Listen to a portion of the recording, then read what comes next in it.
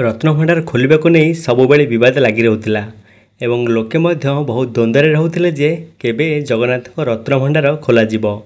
हेले एबे प्रभु श्री जगन्नाथ रथयात्रा पर्व रे गोटे बड़ खुशी खबर आसीची जे जुलाई 14 तारिख रे रत्नभंडार खोला जिवो। पुराणा चाबी मिलू बा न मिलू हेले खोला जिवो रत्नभंडार। आसंतु संपूर्ण खबरटी जानिनेबा पूर्वरु आपण जदि आम चैनल को सब्सक्राइब करि नाहंती सब्सक्राइब करि दियंतु एवं घंटी चिन्ह को दबाई ऑल उपरे दबाई दियंतु। जुलाई 14 तारिख में खोलिबाकू जाउछि रत्नभंडार। एने सूचना देइछंती रत्नभंडार तदारक कमिटी अध्यक्ष जस्टिस विश्वनाथ रथ।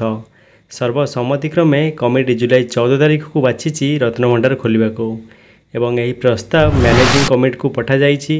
मैनेजिंग कमिटी एही प्रस्ताव को सरकार पाखकू पठेइबो एवं सरकार यह अनुमोदन देले बा सरकार ए प्रस्ताव रे राजी हेले जुलाई 14 तारिख रे खोला जिवो रत्नभंडार। यह सहित रत्न अलंकार स्थानांतरण पई जागा मध्य स्थिर करा सरिछि। रत्नभंडार तदारक कमिटी पक्षरु सूचना मिली जे पुराणा चाबी मिलू बा न मिलू जदि मिलीगला भी चाबी काम करू बा न करू हेले अन्य उपाय रे खोला जिवो रत्नभंडार।